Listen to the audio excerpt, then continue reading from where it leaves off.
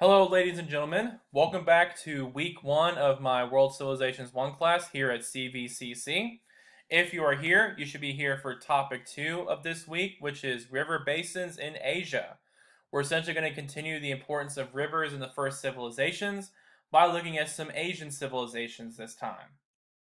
Now, of course, as I said, we'll start this off looking at some of the key terms that you'll get a lot of your assignment stuff from. First, we'll have the Indus River Valley civilization. We'll look at the Harappan civilizations. We'll look at the Yellow and Yangtze River valleys. We'll look at the Yangshao culture and the Longshan culture. So again, this is a bit of a summary of what we're going to discuss and what you should be prepared to talk about in future assignments. Now, again, I want to give you an update on some of your assignments that you need to be aware of for these upcoming weeks. First off, I actually have to correct something that I said in the last recording. It's a bit embarrassing, but turns out I was actually correct with your writing assignment due date the entire time. Very dumb mistake on my part, and I do apologize. Please forgive me. Working on teaching online classes from this end is very confusing as well. So we're all sort of just having to learn as we go. But I do want to apologize. Your writing assignment is actually on September the 25th. So the PowerPoints are correct. If you have any questions about this assignment, please let me know as soon as possible. Your content quiz date is also correct as well, October the 2nd.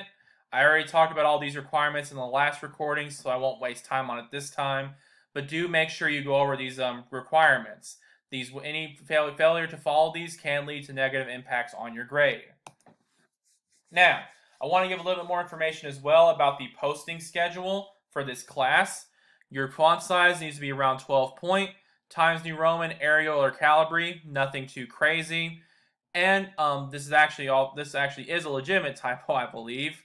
You will every reading and weekly assignment for each week will be posted by the preceding Sunday at around 5 p.m. As I mentioned last time, I'll post everything on Sunday. You'll have the whole week to complete it. Make sure you keep up with that schedule. In the meantime, prepare for upcoming assignments. Make sure you review on how rivers were important to Mesopotamia and Egypt. Look at some of the differences between the two civilizations and how that causes civilizations to be a bit different. How are their rivers different? How are their climates different? And how are their landscapes a little bit different? Now, in order to get more into detail about what we're going to discuss today, as I said, we're going to look at one of the first things we'll look at is the Indus River Valley. This is a civilization which is located in modern-day northeastern Afghanistan, Pakistan, and parts of northwestern India.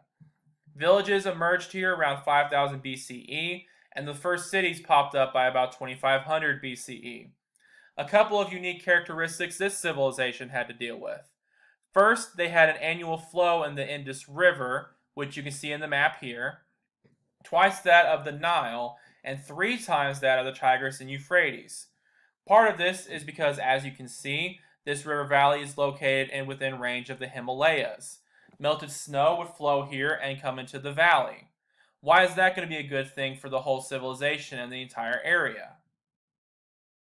Again, I'll pause for the students at home. But yeah, as you can imagine, not only is it partly responsible for this huge water flow that gives you more water for your crops, it also is going to make just the entire area more fertile as well.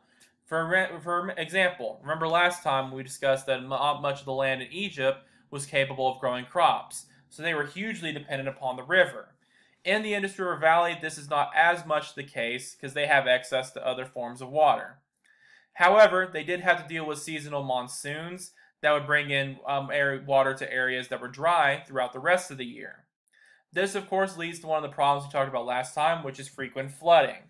While the Indus River Valley did have a good access to water, frequent flooding could make it difficult to grow crops in certain situations.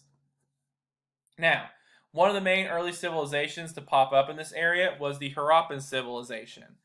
This civilization was named after Harappa, which is a city that formed along the Ravi River. This is a tributary of the Indus, which you don't know what a tributary is. It's just a smaller river that banks off of the main river.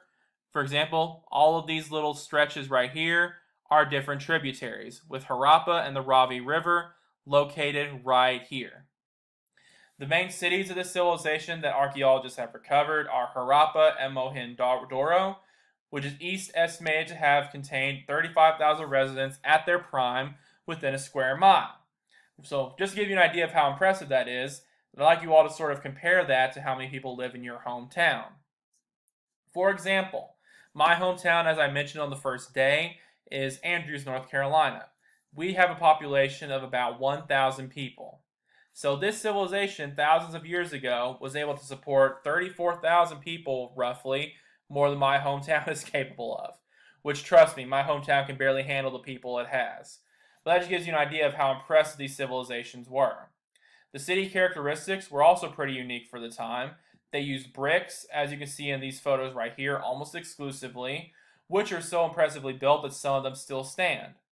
For instance, some of their houses possess showers, baths, and municipal sewers. Anybody at home know what a municipal sewer is? I'll stroke my beard like a James Bond villain while I wait for imaginary responses that aren't actually here. Online teaching is awkward. Awkward teaching would also be awkward. Yeah, for those of you who don't know, a municipal sewer is just a city-wide sewer that connects to individual homes, and the sewer basically serves for the entire town. So again, not only did they have these impressive brick structures, they were able to build sewer systems for at least all the elite houses. Not necessarily everybody, but all the elites. The main streets also had covered drainage to ensure that all sewage and everything in the streets could be drained as well. Also, they had, as you can see here, the Mohenjo-daro Great Bath, which is a humongous bath structure that was likely used for various bathing rituals. Now, one thing I want to focus on before we move on is what makes I lost my train of thought there for a second. What makes some of these developments so impressive, do you think? In order to give you an answer to that, compare it to maybe some of the European cities you might have studied in later history, around the medieval period. What were some of the main problems they struggled with? All right, awkward pause over. So, as some of you might know, a lot of these later European cities struggled with cleanliness issues. They would just throw their waste, including bodily waste, out into the street. They didn't have any reliable sewer or drainage systems, which of course led to huge health problems. For example, how many of you back home played the Oregon Trail? Of course, I can't actually see your raised hands, but I'm assuming at least a few of you have. If you're like me, what you usually died from is cholera. Cholera is, of course, a diarrhea-like disease that is spread by contaminants and bodily waste. This was very rampant in many cities because of the uncleanliness. These developments demonstrate that the Harappans had found ways to combat disease spread like that thousands of years before and many other people did. So again, it just shows how impressive some of these early civilizations were. Now, one thing I do want to mention before we move on from the Harappans is some of their archaeological problems. Compared to the other civilizations we've looked at so far, and some of the later ones we'll also discuss, historians and archaeologists actually don't know very much about the Harappan civilization. Now, why do you think that is, and what kind of things do historians have to look for in order to study the ancient past?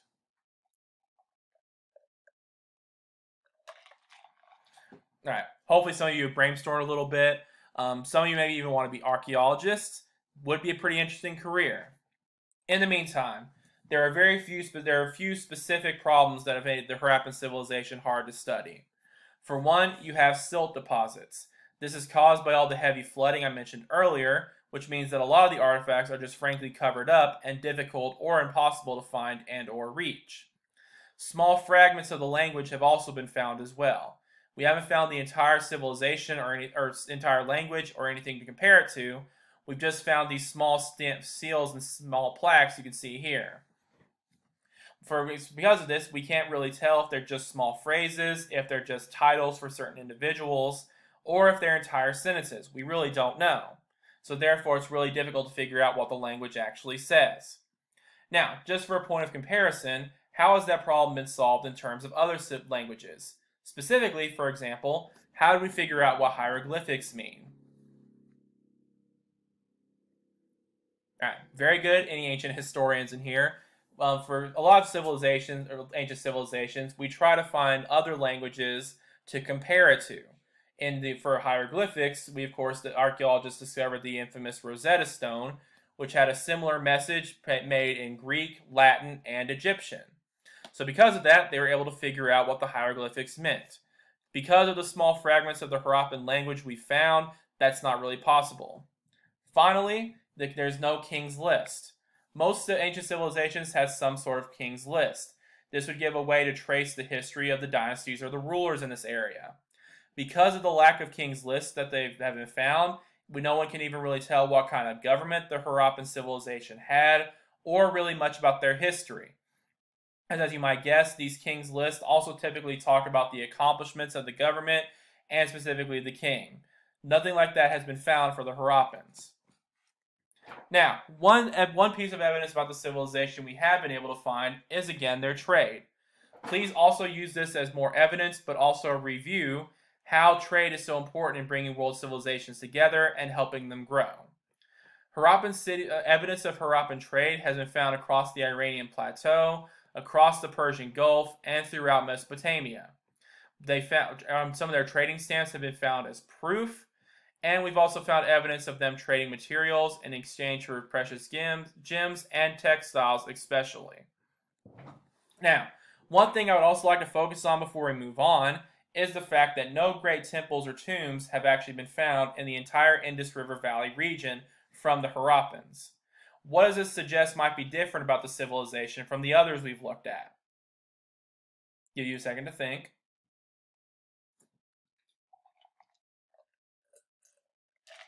As you might imagine, remember, one of the most important characteristics of the civilizations we've talked about so far is that they were theocratic. It is possible, of course not proven, but it is possible that because there were no grand temples or tombs, like you'd see in Egypt and Mesopotamia, that maybe the Harappans were not such a theocratic society. Now, before we end this day, I want to go ahead and move on to China and some Asian civilizations as well. Urbanization actually occurred much more slowly in China than some of the previous societies we've looked at.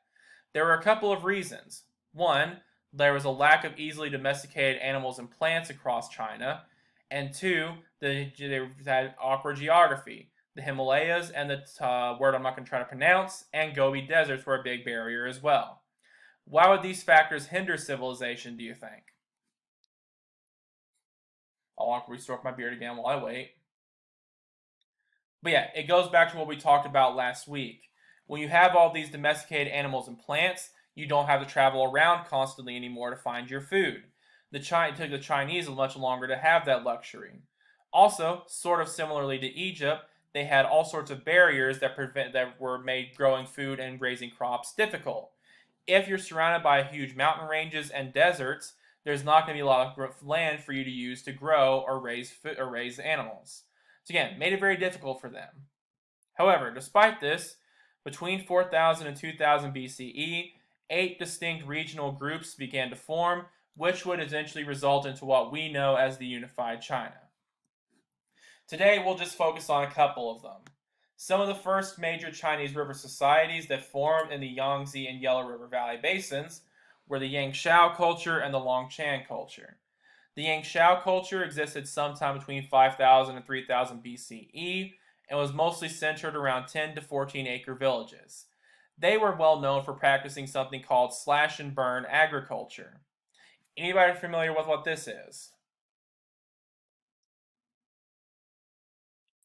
Slash and burn agriculture is essentially just like what it sounds.